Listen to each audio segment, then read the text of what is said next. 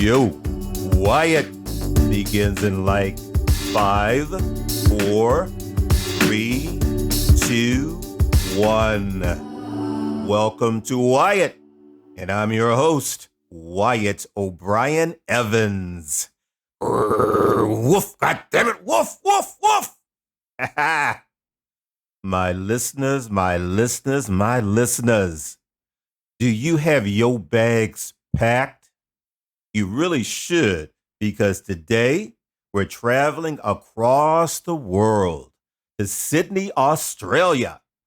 And I get to step into the boxing ring and go toe-to-toe with the founder and CEO of the WGBC, the World Gay Boxing Championships Organization. Oh, hell yeah. Our special guest will share his personal journey with us and how he's overcome myriad obstacles. Y'all, his story is both compelling and inspiring. And as the Pointer Sisters said, I'm excited and I just can't hide it. Woof, goddammit, woof, woof, woof. Now, after the show, visit my online home, WyattEvans.com. That's WyattEvans.com. The go-to destination for LGBTQ news, features, commentary, and entertainment. WyattEvans.com is visited by over 100 countries on the regular. Yeah, baby. At WyattEvans.com, you'll find my smoking hot, HAWT hot, Nothing Can Tear Us Apart series of novels. And the current installment is titled Frenzy! Yes, Frenzy. Frenzy is chock full of masculine romance, intrigue, danger, and the blazing heat of a zillion suns of erotic longing and passion, and of course, steamy nastiness. And now a programming note. My sometimes sidekick, Madam Pussy Galore, Cock-a-doodle-doo, Drag Queen Supreme, is off today. Well, actually, she's off each and every day. But of course, what I mean is that fortunately, she will not be gracing us with her presence today. You see, y'all, she is dying to chit-chat about her new boyfriend, Turbo Lift. Turbo Lift. And I just wasn't having it. You know what I'm saying? But she pressed the issue. So you know what I said to her? Do you know what I said to her? I said the following, and I quote, "Let me tell you something. You will not appear on Wyatt this time," end quote.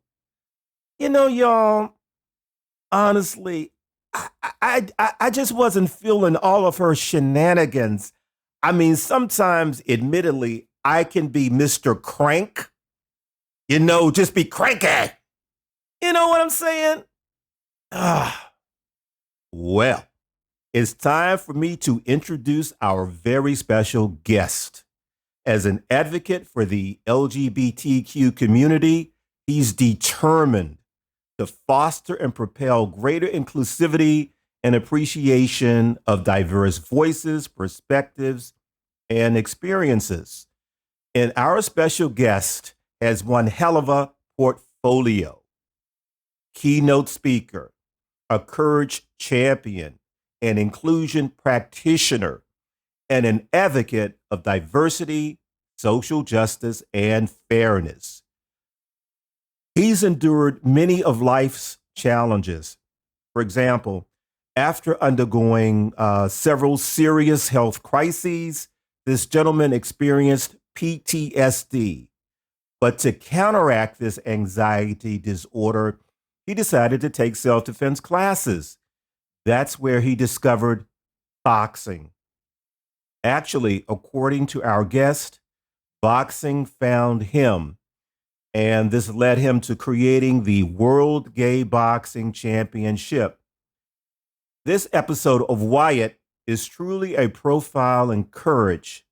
So, without further ado, let's welcome Mr. Martin Stark. Talk at me. How the hell are ya? I'm really good. It's a cold morning here in Sydney, Australia, the other side of the beautiful Pacific Ocean. But thank you for the warm welcome and welcome to everybody listening. Just want to start by acknowledging the traditional owners of the land where I currently am, the Cammeraygal people, paying my respect to their elders past, present and emerging. I'd like to extend that respect to all Torres Strait Islander, Aboriginal and First Nations people. Well, Martin, I'm really glad you did that. And I know it's 6 o'clock in the morning where you are. So it is 6 o'clock, right? It's 6 a.m. here. And it's almost winter. It's so cold at the moment. Usually Sydney is it's a beautiful city all year round, but we're just having a bit of a cold spell at the moment. Oh, my goodness. Well, I want to thank you so much for appearing on Wyatt. I really appreciate it. And, before we begin our chat, Martin, I want to give a special shout out to Mr. Aaron Terry. Aaron is an LGBTQ activist in the States, and he connected us. So thank you, Aaron. Thank you, Aaron. I appreciate it. Definitely. Now, Martin, later on, we're going to take a deep dive into the World Gay Boxing Championship. But for now, tell us what the WGBC is and its mission. Its mission is to increase LGBTQI plus inclusion and participation in boxing. I believe the best way to disrupt homophobia and transphobia is through participation, get more people involved in the sport. We want to promote opportunities for LGBTQI plus people and everybody to participate in boxing in a friendly, safe and welcoming environment, and really want to bring the boxing, LGBTQI plus and wider community together. I always think boxing is a great community, grassroots, amateur sport. In Australia, there's something called the PCYC, which is the Police Community Youth Club. You could probably, the equivalent in the US might be a YMCA. Every PCYC has a boxing ring. And boxing is such a great sport. You don't have to spar or actually fight in the ring. There are pads, there are bags. It's a great form of mental and physical fitness. It's probably seen as a very heteronormative and brutish sport. But if you think about the trailblazing our community has done, think about Orlando Cruz. He became a world boxing champion. Think about lesbian, bi women, Nicola Adams, Christy Martin, what they have done to legitimize the sport. Think what Patricia Manuel did, the first trans professional male boxer. We've had some trailblazers in the sport welcoming us. So I think it's time for the LGBTQI plus community to really get involved in boxing because it's an amazing sport. I totally agree with you, Martin. Okay, to give our listeners a full flavor of you, if you will, let's travel down through the corridors of time to get your backstory. Are you ready? I'm ready. Good. Awesome. So where were you born and raised? So I was born in a small town called Grimsby in Lincolnshire in the UK. So UK is a very small country with a large population. But I lived and grew up in a very small town in a very rural area of the UK. And it was very much a close-knit community. Our family sport was swimming. So I used to train before school and after school, and it was very much involved with bringing everybody, making sport inclusive, getting involved in the sport. There would often be swimming carnivals at a weekend, but there'd be training at nights, there'd be events at a weekend. So sport has always had particularly community sport has always had a big part of my life.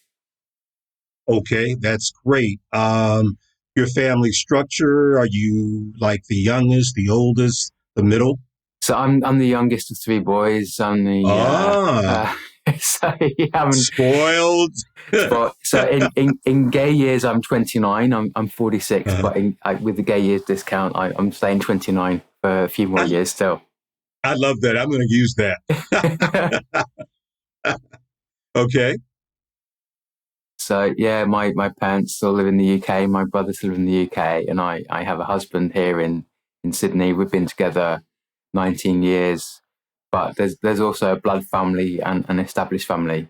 So for me, I have some great friends in Australia who I consider family, and there's the boxing family, and I've been involved really activism in the LGBTQI plus community for the last few years. So there's a growing family within the LGBTQ world for me too. So I've been involved in the sport for 3 years as a participant, but involved in actually as an organisation for a year, and I've made so many friendships in the last 12 months just to trying to organise a boxing event.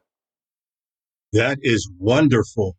Now, you know what, Martin? I always get a chuckle when I ask my guest the following question, and here it is. What was Martin like as a little boy, as a little nipper? What 3 characteristics or qualities best described you? So I broke the rules a little bit because I listened to your podcast yesterday and I knew this question was coming. So I was thinking about that this morning. So the first characteristic was very cheeky, always wanting to laugh. I was quite a sensitive child too. There was always a sensitive, serious side to me, but there's always been a level of determination and resilience. But I think that the sensitive, serious side was held me back in many ways. It held me back with confidence, but there was always the cheeky side. I always wanted to crack the jokes to make people laugh, but I always wanted to kind of find my goal and my dreams, and the resilience came to if I didn't get it the first time, find a way around it to still achieve my goal. Well, you know what? That is wonderful because we are of like mind, because I used to do that. I was an awkward kid and I used to, crack jokes and all of that stuff to fit in. And I used to do stand-up comedy back in the day, but that's a whole nother story. Anyway, let us fast forward to adulthood. I believe you migrated from the UK to Australia in 2000, the week before the Sydney Olympics, when you were like 25. Yeah. So why the move? I first came to Australia in 98, just for a 2-week holiday before starting a new job, and really loved the country. And then I came back in 99 for about 2 weeks. And the company I worked for in the UK had an office in Sydney, and I visited the office in Sydney and said, look, how can I get a job here? I knew I wanted to live outside of the UK. And I came here for a holiday. Then I stayed with friends. So I actually got to see what it was like to live and work here. And I knew I wanted to live here. And at the time, there was a working holiday visa scheme. So I applied for a working holiday visa. And I was offered a job at the company I worked for in the UK. They offered me a job in their Sydney office. So I just came over on a whim and never left. But I love the country. I consider myself Australian rather than British. This is my adopted country. I still have a British citizenship, but I just feel this is where I belong. This is where I love living. There's a great way of life. There's a great lifestyle. Australians are very welcoming and friendly, and this is my home. Wonderful. Cool. Now, Martin, you saw Ian Thorpe, Australia's most successful Olympian, win 2 gold medals on the opening night of the swimming competition of the Sydney Olympics. Describe that experience for us and how it influenced you. That experience, so swimming was my sport, and I competed at a reasonable level. I was county champion. I represented my county a few times. And I stopped at the age of 14 or 15, and I continued swimming at university. Never at the stage of representing my country, but really loved the sport. Would always watch the Olympics on television. So for me to be in Sydney during the Olympics and watching the swimming finals for the sport I loved was a great experience. And then just seeing Ian Thorpe, who was a teenager at the time, win 400-meter gold. It was awesome. It was just so inspiring. And then later that evening of the opening day of the swimming. It was a 4x100 meter freestyle relay. And there's a bit of competition between Australia and the US because the US team said we're going to smash Australians like guitars. Now, one of my special moments, I think the American swimmer, when he dived into the last leg of the relay, I was a few rows behind his mother. And I heard his mother say, we've got this now. And this Ian Thorpe dives in like a second or so behind and wins gold for Australia. So although I was pretty much sport in the UK, it was just great to see. It was great to see the country where I was living now become world 4x100 meter freestyle relay champions. But then I saw Ian Thorpe win a gold a few days later in the 4x200 meter freestyle relay. It influenced me in terms of like seeing a champion of the sport win at that time. And then obviously in later years, Ian came up as gay. It was his own journey to make. So I love the fact that I saw Australia's greatest ever Olympian achieve, be visibly present when he achieved, but also just see him grow as an individual. And is such a champion of humanity, a champion of equality. Australia had a same-sex marriage postal vote in 2017 and helped front that campaign. So here's an Olympian, a champion, then fighting for the rights of the community. So he represented Australia on his own terms. And, 20 years ago, or 21 years ago now, it probably would have been hard for an openly gay athlete to be there, especially as a teenager. And I still don't think we're there yet in sport, but it inspired me to know that he's achieved so much. So I want to give back to the community. I'm 46. I'm not going to be the world heavyweight champion or the world middleweight champion. But if I can help make it so that an openly LGBTQI plus person can be, and certainly within women have been world heavyweight champions, have been world boxing champions. If I can do the same for gay men and still influence the sport, that's what the impact I want to make. Wonderful. Martin, what was your coming out experience like? Was it stressful? Did it have pitfalls? What exactly was it like? What did you feel? It was when I was ready to come out. I came out at the age of 27. I probably should come out a few years earlier, but we all have our own journey to make. So for me, it was about getting to that determination where I needed to live life for me. I knew I was gay from a very young age. But I grew up in the UK in the 1980s, where it was very much a deeply homophobic society. In the late 80s, the Conservative government introduced a law called Section 28, which was against the promotion of homosexuality by local authorities. Whoa. It meant that, imagine gay teachers were staying in the closet. There was no support for LGBTQ youth like there is today. I remember on television, anything to do with gay men on television, it was a national outrage. So you can imagine and then the 90s, things were starting to change slightly. But I stayed in the closet until the age of 27 and I decided I'm just going to come out and live life for me.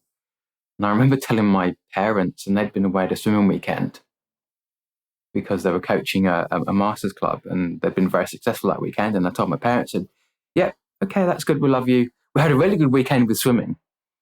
And it was like, not a problem. Let's continue talking about the swimming club that they were involved with, to the extent where they really didn't care. They would accepted me. And when it was like, you're gay, that's fine. No problems. Let's just continue with life. Well, you know what? That, as Mr. Spock on Star Trek would say, and I love Mr. Spock, he would say fascinating because where the coming out process was concerned, we're sort of similar because I came out in my early 20s, so I was a late bloomer, so to speak.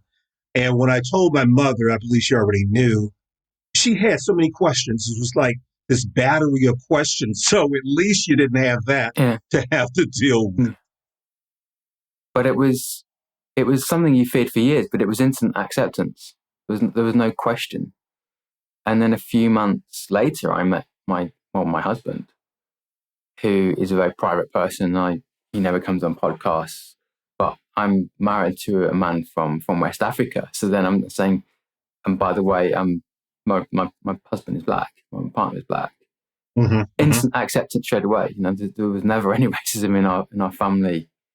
My parents and my older brothers, are welcoming a new member of the family who they've never met, because this was the days, even no Zoom, there was not even FaceTime or any of the video messaging Right. that we have today. It was still mainly through the telephone. I mean, Skype was just in its infancy, but very much welcoming, a man into the family.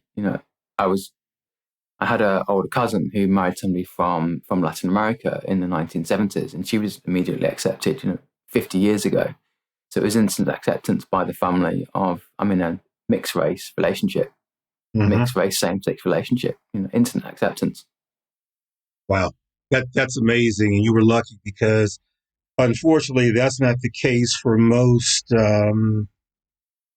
situations like that. Let's move on to 2006, when you were diagnosed with Addison's disease shortly after surviving, Tracheotomy. yeah, that. And then being placed in a second induced coma. I mean, I think most of us, Martin, would have a really difficult time wrapping their heads around that. Could you please describe to us exactly what Addison's disease is and means? So Addison's disease is a rare autoimmune condition. So my adrenal glands effectively don't work. Your body produces cortisol. Cortisol is the stress hormone. It regulates your immune system. So there are 3 types of stress: emotional, psychological, and physical stress. So in the event of stress, your cortisol levels increase. If you had an infection or a cough or a cold, your body will produce more cortisol to help deal with the infection. It would help to deal with the stress. My body doesn't produce cortisol, so I have to take replacement cortisol. So when I get sick or I get stressed, I have to take more cortisol. Otherwise, my body will start shutting down. Oh, So wow. you can go into an adrenal crisis, which means your body is stressed. Your body is not producing cortisol, so I have to have replacement fluids, intravenous cortisol. I was diagnosed after having major surgery. So in 2006, I took my husband home to visit the family. But I became sick within about a week. I had gallstones blocking my liver. Oh, my goodness. I was jaundiced. I had a procedure called an ERCP, where a camera was inserted in my throat, and they wanted to insert a stent to relieve the blockage in my bile duct. What happened was dye seeped into my pancreas, and about 12 hours later, I was in intensive care. I developed severe acute pancreatitis, was placed in the first induced coma. I mean, I remember asking doctors, I can't breathe, will you put me in a coma? Will you put me on a ventilator? I remember that moment. I remember going down for a CT scan. And I'm not particularly religious, but I was praying to God, saying, I was scared of going down for a CT scan, because I thought if I go into cardiac arrest, it's going to be hard to revive me when I'm in a room when they're doing a scan. And they placed me in the first coma. And I remember one thing I experienced in the induced comas were the dreams, the nightmares that I had. After the week, they woke me up again, and I just didn't know where I was at all. And then I decided to develop sepsis, so blood poisoning, septic shock. Right. And before the second induced coma, they performed a tracheotomy. So if I speak through, my vocal cords are damaged, this would be my normal voice now, because of the experience of the tracheotomy. So I remember being placed, I was immobilized. I remember feeling the pressure on my neck as they performed the tracheotomy. The experience of thinking, I can't breathe, I'm going to die. And I focused on the courage. I remember that the surgeon, lovely man, Mr. Sami, originally born in Egypt, living working in the UK, was fighting for my life. I remember actually focused on the energy of the people around the nurses, and then I'm placed on the second induced coma on a ventilator, and the dreams were much worse at that time. But that saved my life. I lived through my worst fear. My worst fear was always a tracheotomy. I don't know, it still does apparently. when I was in intensive care, they asked if they'll perform a tracheotomy, and I'd said no. And my family were in discussions with the medical team, and they said, just go do it anyway. They performed the tracheotomy, and I remember waking up from the coma, and I couldn't speak. And there was one nurse who could lip read, who was able to communicate her through lip reading or writing things down on a piece of paper. Another time, they actually put a speaky tube in, and it was a horrible experience where they'd put this tube in where the tracheotomy nozzle was, and it was so hard to speak. And then they removed the tracheotomy about a week or so later, and I used to have to press on my trachea to speak, and like learning to eat and drink again. It was horrible. But then I was transferred to a specialist hospital, which is about an hour and a half drive away. Mm-hmm. When I was transferred to this major hospital, I started going downhill again. They put in a place called high dependency unit, which is like just one step below intensive care.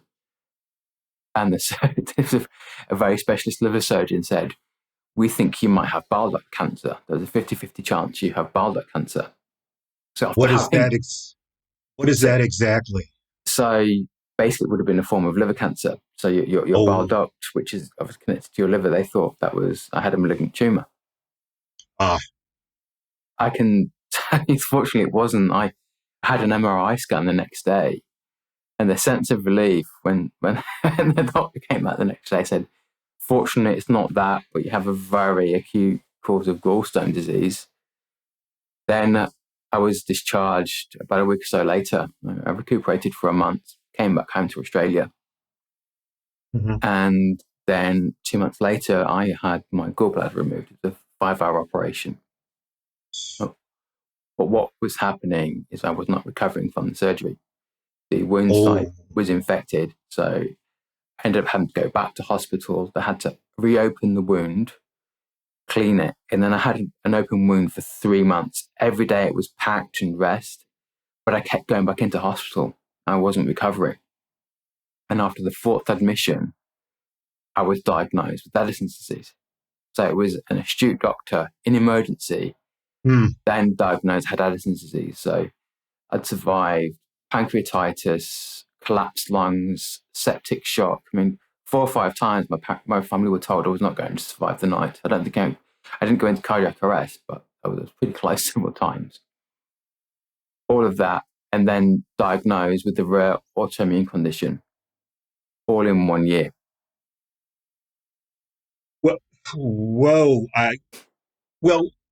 Okay.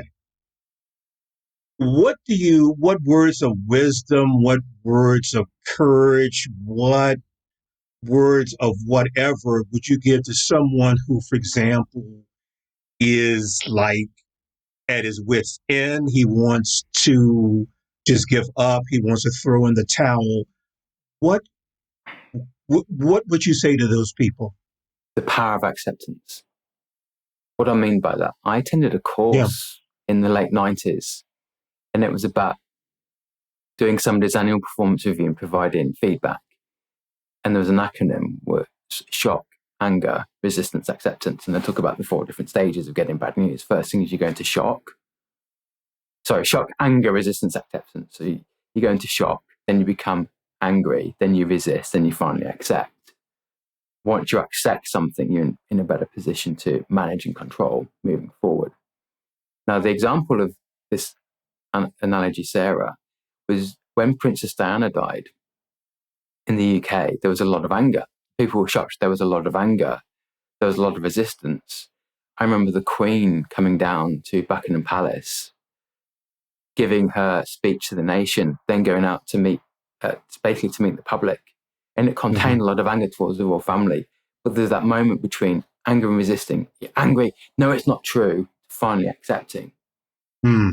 When you accept something, it is much easier to then deal with what's happening to the next stage. And it takes courage to then go, yes, this has happened. Yes, I need to deal with this. But it's more empowering. Because when you accept something, you're able to then control how you feel, how you manage, and then how you deal with people going forward. My example was I had to accept I had Addison's disease straight away. I then had to meet with a new consultant, had to start taking steroids and things, replacement steroids, because I was not producing it. It was in my best interest to do that. But if I'd been like, no, it's not true, I've been all of this and I can't deal with this anymore, that would have had an adverse health outcome, because obviously I was not recovering from the surgery because my body needed cortisol. I wasn't getting cortisol. That's why I was getting back into hospital. So I was already getting the bad effects of not having cortisol because I wasn't recovering from surgery. The best thing I could do was accept what was happening and then seeking help. So for me, it was getting help from an endocrinologist, getting a fantastic relationship with my endocrinologist, learning more about the situation, learning more about the condition. So I'm informed to then know how to manage my condition moving forward. So really accepting, learning as much as you can, getting support from people around you, communicating. But the more you get angry, the more you resist, the least likely you are of then actually controlling and managing and trying to enjoy life. Because me, luckily, I've survived a lot, but I still enjoy life. I used to use the hashtag live life to the max. I mean, I've been in hospital 70 times over the last 15 years. But I've traveled extensively. I've been to Africa twice. I went to Ghana, where my husband's from. Beautiful, beautiful part of the world. I've been to South Africa. I've been to Zambia, Zimbabwe. I love South America. I've been to Brazil 5 times. I've been to Chile. I've been to Guatemala, Costa Rica, Peru, Colombia. Just love traveling, just love meeting people. But I know when I travel that I just need to be aware of my condition, take an emergency injection kit. So I need to do all the right things, but I can still enjoy life. And that's the important thing, Martin. I want to thank you for giving our audience, our listeners, common sense and practical advice. Thank you so much for that. Now, you experienced PTSD, due to your illness. What was the light bulb moment that made you go, taking self-defense classes might be the ticket to make me feel better? So I remember the dreams I had when in an induced coma.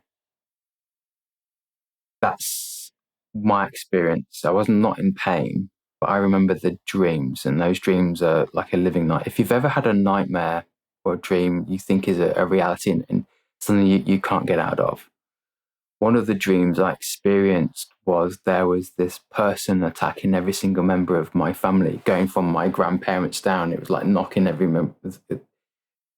It was like a demon was attacking every single member of my family, and it was coming down. And that was a dream I remember. And I couldn't get out. I couldn't do anything about that. And there are a few other dreams that I experienced. And there's a piece of music that was played to calm me down. And when I hear this music, I can't even describe it, but I freeze because it takes me back into that state. Now, at the end of 2017, I had an Addisonian crisis. Ooh. I mean, I've had several of these, but this one was probably the most severe. I was called an ambulance. I'd given myself an intramuscular injection and collapsed at home. First paramedic came and we started giving me fluids, gave me some more cortisone, and the ambulance came. And then they take me to the local hospital and they take me straight into what's called resus, the resuscitation section, which is like the intensive care section of emergency. I wasn't resuscitated, but I almost died. So I've had a lot of treatment already. Then they take me to the most critical area where people who maybe have been in a car accident. That's the area they take people to save their life. So I'm here. I'm like, what's happening now? Because I know the next stage for me is, am I back on the ventilator? What more can they do? And they just basically gave me more fluids and more steroids. But it was probably another near-death experience, which I'd had. So in 2006. So my body or my mind was connecting memories of being in comas in 2006. And there was a cycle. I had to break that cycle. So I had some counseling and I just have a few self-defense classes and it helped break that cycle. And the second class just happened to be boxing. and I discovered a sport that I could do. I was always the last person to be picked at school for soccer and other sports. I wasn't very good. I was a great swimmer, good at athletics, but I was never very good. Same here. Same here, you know. Yes, yes. And for me, boxing was almost barbaric. It was like, oh no, boxing. I didn't think it could be banned, but I just thought it was a brutish sport. And then I'm suddenly doing it. I'm having regular lessons and I'm loving the sport. And it helped really break that cycle.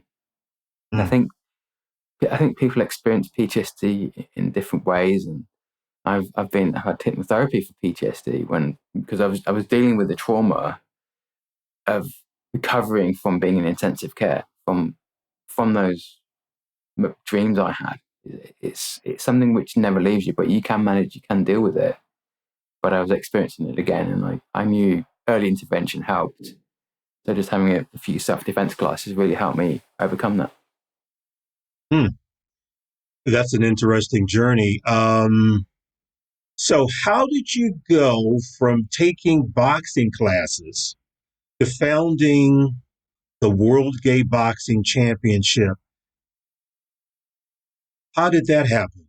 So I was just enjoying boxing, and I thought, what am I going to do with this? And they had boxing at the Gay Games in Paris in 2018. And I thought, oh, it must be in Hong Kong in 2022. So I was calling myself the future World Gay Boxing Champion, just being really cheeky.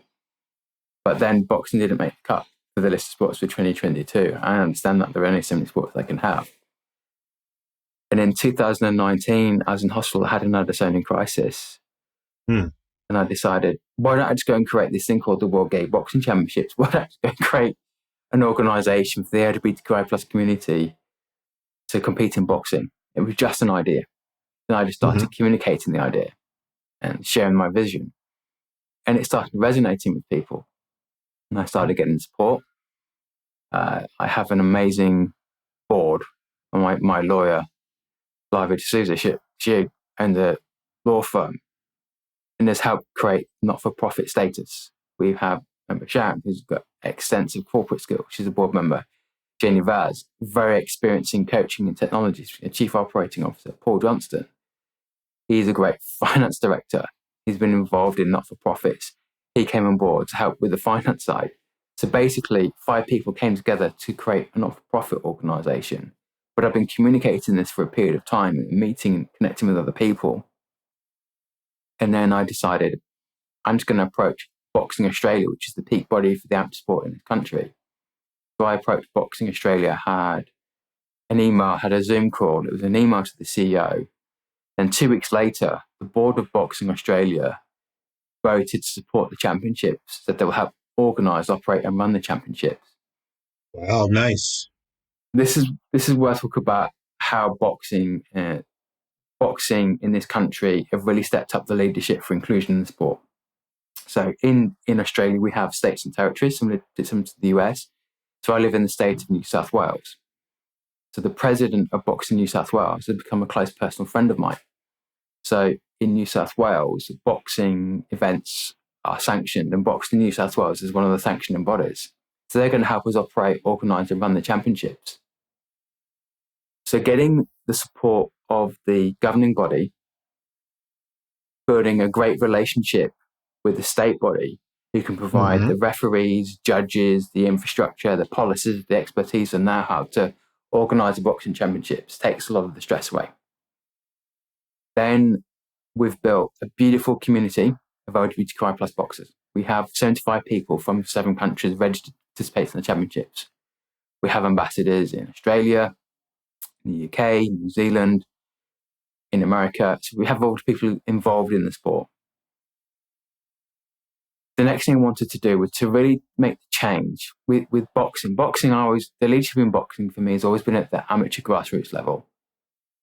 A lot of boxers transition from the Olympic Games, then turn professional in the amateur world, and then go professional.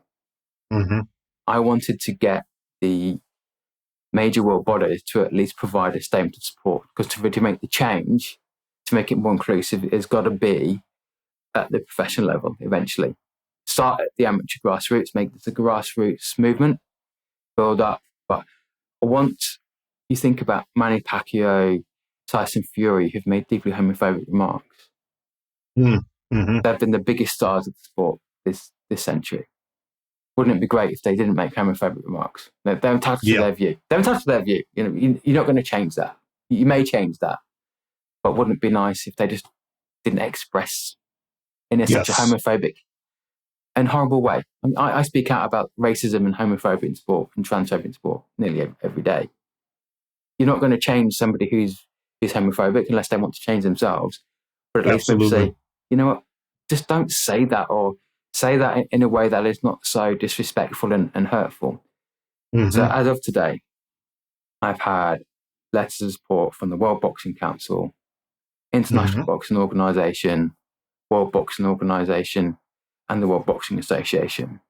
I've had a personal conversation with the president of the International Boxing Organisation, Mr. Ed Levine. Beautiful man, great conversation. Been in contact with the president of the World Boxing Association. I've had wonderful support from the World Boxing Council, Jill Diamond. I've had a couple of conversations with her.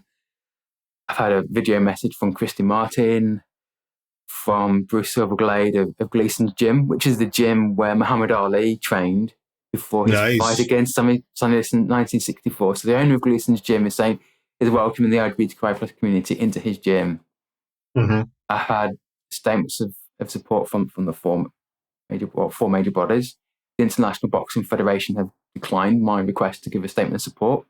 I was going to ask you about that. You know, IBF is one of the four major organizations recognized by the International Boxing Hall of Fame, which sanctions professional boxing bouts. What's their problem? I don't know. I had an email which said we're not yet in a position to offer you a statement of support, and we'll get that should we be able to. And I welcome and I want that statement of support. I did call out, is it homophobia is the reason why? Mm-hmm. And the email that I got back was, no, that's not the reason. But literally, I'd been trying to get that from early December. I was emailing and I ended up calling the head office twice about 3:00 in the morning, my time. So my request went to the top level within that organization. And it is what it is. But I would welcome that, because I feel that once you have at least the support or statement from the professional body, it puts us on the roadmap. We're part of the conversation, because all sporting leaders need to take more of a stand against racism and homophobia in sport.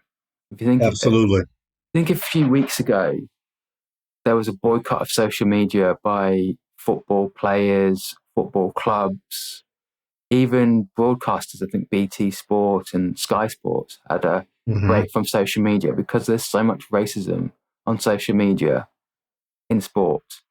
In the 2019-20 Football Association Premier League season, I think it's the Kick It Out campaign, reported incident racism increased by 53% and homophobia by almost 90%. That was in 2019-20, where the season was curtailed because of COVID. So even a shorter season, maybe it's because more cases are being reported, but hate is never far away. You know, I think we live in a more generally accepting society. You think about the rights we have as LGBTQI plus people compared to 10 years ago, marriage equality, anti-discrimination laws. But social media has given rise to levels of discrimination which weren't there, levels of hate weren't there. You know, you think days before Facebook, days before Instagram, you know, people would may say something racist or homophobic. They might go on a website and do it, but it wasn't so bit vitriolic. And I think social media companies need to do so much more to stop hate. And I think as a community, we have been marginalised, and I acknowledge that there's also the problems of racism within the LGBTQI plus community. I think it's important that as a white person, I need to be visibly anti-racist. You know, I'm married to a black man. I have experienced being followed by the police in a car my husband was driving. I've seen what it is like to see a police motorbike change lanes because my husband, who is black, is driving the car, and then change lanes back again. Hmm. And Wow. I hate that. I absolutely hate that. But I don't know what it's like for my husband. I only know what it's like for my husband when I see the pain in his eyes, and it makes me angry. And I have experienced that. And I have experienced that through just being a passenger in the car. I'm like, why is that police vehicle not doing the same as every other car? Oh, because my husband is the black man driving. So I think it's important that we call out racism, that we call out homophobia. And I say to things, you need to make sure your physical and psychological safety looked after, because we all need physical and psychological safety. So you can report incidents anonymously. You can go on a website. You can approach a sporting organisation. Do something. If it's safe to speak up, do so. You know, if somebody is going to physically attack you, obviously you need to make sure you're okay as well. But the safety in numbers and in solidarity, speaking up. The more we speak up, the more the other person knows that is not acceptable. How many times have you been in a meeting where you're pleased somebody else said something? Somebody else said something, it made you feel better. Right. Well, let me say that you have a perspective that a lot of Caucasians don't have. And as far as I'm concerned, the IBF needs to be spanked. Yeah. Seriously. The European Sponsorship Association stated, and I quote, and this is a great quote, by showcasing the skills of the LGBTQ community in a form where they can focus on performing at the top of their game without the distraction of discrimination, that the WGBC provides a platform to show why LGBTQ boxers should be confident and welcomed on any competitive stage, end quote. Eloquent. Elaborate on that, please. Studies still show that homophobia, transphobia is endemic in sport. In 2019, there was a study done in the 28 EU countries, 5,500 participants, LGBTQ plus participants in sport. 90% consider homophobia, transphobia, etc. a major problem in sport. 16% of the participants had experienced some form of negative incident to do with their gender identity or sexuality. It could have been on social media, it could have been a verbal comment. 20% of those 16%, 20% have been physically attacked.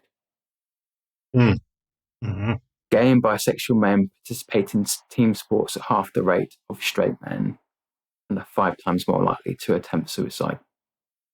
Wow. Other studies have shown out in the fields, look on outfields.com, look at their website, like 75% of people of all people have witnessed homophobia in sport. They've witnessed it at a sporting event. So the stats show that homophobia, transphobia, racism is still a huge problem.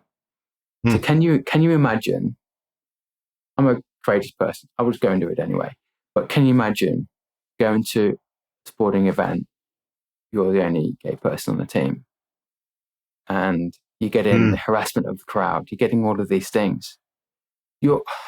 Why should we have to put up with the abuse just to participate in sport?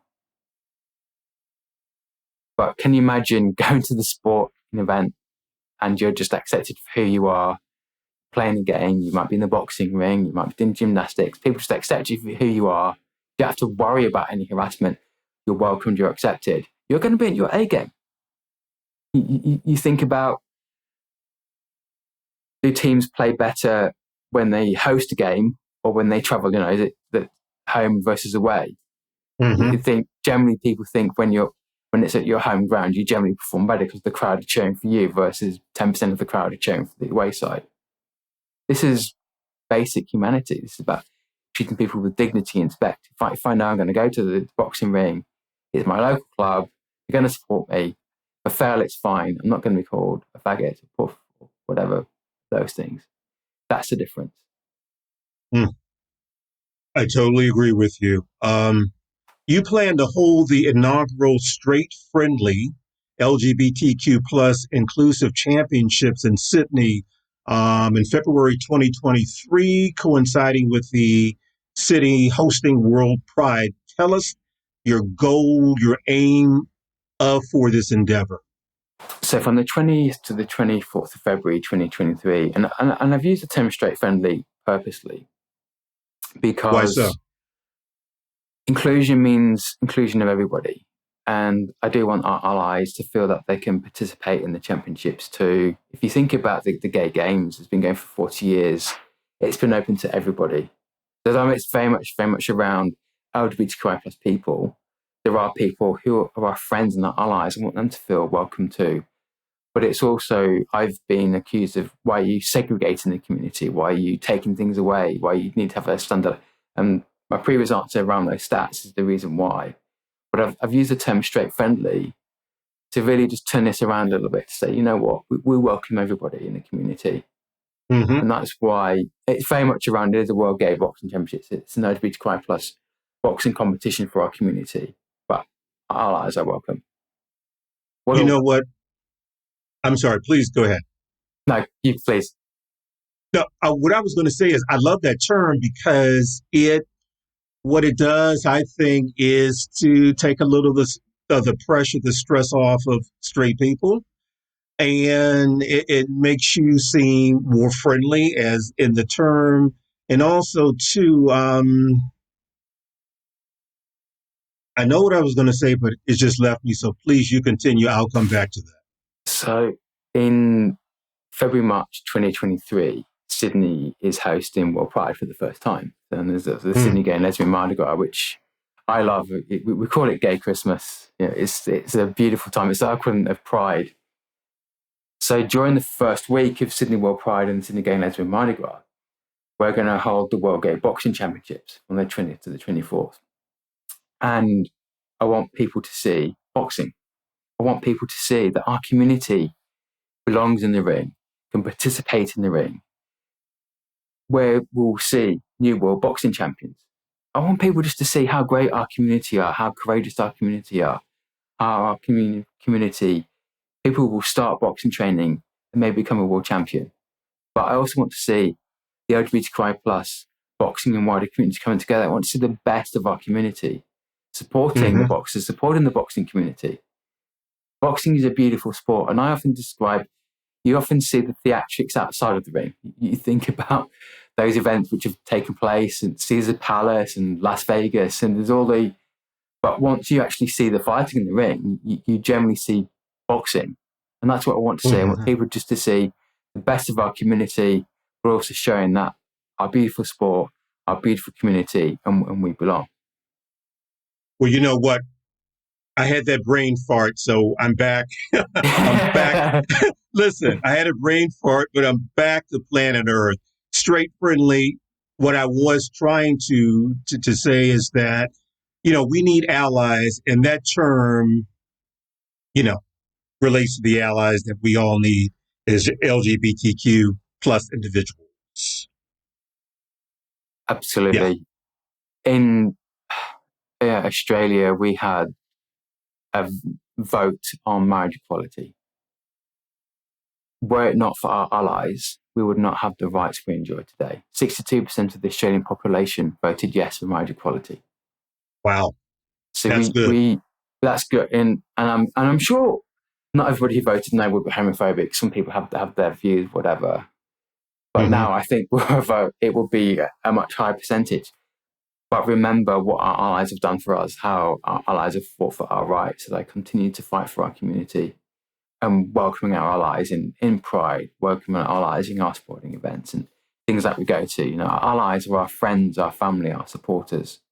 So that's why the allies who are donating their time to make the World Gay Boxing Championship happen, and the referees and judges, Boxing New South Wales, all the supporters who will say, because they love our community, have got on board with this. Think about allies of the World Boxing Council, the International Boxing Organisation, WBO, World Boxing Association, who've basically gone out on a limb and said, because I've been emailing, contacting, have provided messages of support, have provided statements of support, have recorded personal videos. You know, I'm very appreciative of what the boxing community have done. we're a very small organisation, very new organisation, and I don't know what other sports have done. I know there's people are calling out for other sports to do more, but certainly boxing leadership in this country to help design a program which contemplates, the diversity of our community and to help organise the championships, which have never been done before.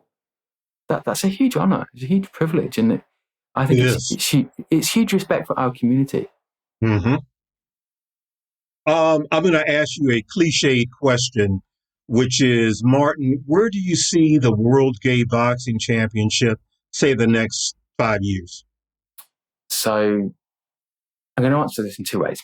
And I've said this several times, that I want the reason I set up the organisation to no longer exist. That we've been able to disrupt homophobia, transphobia, biphobia, interphobia, atephobia in sport. That there's less hatred in sport. That we've been able to disrupt that. And the measure will be those stats that I reported earlier, that we've been able to push those down. I see Sydney will host the championships in 2023. We've communicated that we want to go to Las Vegas in 2025 for the Sin City Classic. But I would like to see more LGBTQI plus people involved in boxing. I'd love to see more people setting up their own boxing club, boxing gym. But I'd like to see our organisation grow, that we are then looking at where we host the championships in 2027. We want to host our championships every 2 years in a different city. Oh, hey, that is excellent. Hey, your first fight is on June 26th. Yeah. Correct? Yeah. Are you ready? Hey, are you ready? I am ready. I'm so tired. I've been fighting. I've been training for the last 8-9 weeks. I'd like to call out Josh King from Corporate Fighter, who is helping organise the event for us. It's my first fight. I'm involved in a training program. It's going to be at Luna Park in Sydney. It's going to be broadcast live on Facebook. Wow. Corporate Fighter, it'd be under Corporate Fighter 55 because they do regular white collar boxing. And there are a few of us who from the World Gay Boxing Championships are going to be fighting on the night. And it's going to be a great fundraiser for us too, because we obviously need to raise funds to organise our events. But I've been training for the last 3 years. It's my first fight on the 26th of June. I'm 46. I know I'm probably too old to beat Tyson Fury or Anthony Joshua when they fight as become world heavyweight champions. But it's at my age to still get involved in the ring, and then people older who will be involved in boxing. But yeah, it's my first fight. I'm really looking forward to it. I'm going to be controversial. It's not, for me, it doesn't matter about winning or losing. For me, I want to win my fight, but I just want to get in the ring and prove to people that I can do it, you can do it, and that this is the crossroad to then just start more inclusion in the sport, because boxing is an amazing sport. My friend, you truly are a profile in courage. And I believe you have a favorite Muhammad Ali quote. Give it to us, please. It isn't the mountains ahead to climb that wear you out. It's the pebble in your shoe. Wow. That's profound. I love it. Well, let me ask you, how do us grown folk connect with you, contact you, follow you? Please give us all of your social media. So for the World Gay Boxing Championships, our website is worldgayboxingchampionships.org. On Facebook, we're World Gay Boxing Championships. On Instagram, we are WGBC Champs. Me personally, on Instagram, it's a very diva gay boxing champ. And my main social media platform is LinkedIn. So find me on LinkedIn. And in a few weeks, I'll be launching my own personal website, which is couragepanel.com, but that's still a few weeks away. I love that title. Yes. I used to have my own live stream on LinkedIn, which is called the Courage Panel. I used to interview people every week and talk about courage. And so that's my domain name. And I have courage tattooed on my back, and I've got fear nothing tattooed on my back. And a couple of years ago, I conquered my fear of snakes. I held the snake for the first time a few months ago. Oh my God. Okay, you're better off than I am. Well, Mr. Martin Stark, I want to thank you so much for spending time with me here at Wyatt. I really appreciate it. No, thank you, Wyatt. I appreciate the opportunity, and it's been a great conversation with you, my friend. Well, thank you very much. So, y'all, there you have it. You can find the official Wyatt podcast page on WyattEvans.com, the official hashtag being Wyatt on Air. And if you want to be a guest on Wyatt, or you just have comments, email me at wyattonair@gmail.com. And you can follow me, Wyatt O'Brien Evans, your host, on Facebook.com/Wyatt O'Brien Evans. Hey, there is no E in O'Brien. It's an A. And that's how my mama wanted it. She wanted an A, not an E. All right? You can also follow me on Twitter at Mr. Woe, MisterWoe, on Instagram at Mr. Wyatt O, MrWyatto. And be sure to check out my Nothing Can Tear Us Apart series of novels, the latest being Frenzy. I said Frenzy. And its predecessor, Rage, all at WyattEvans.com. So until next time, woof, got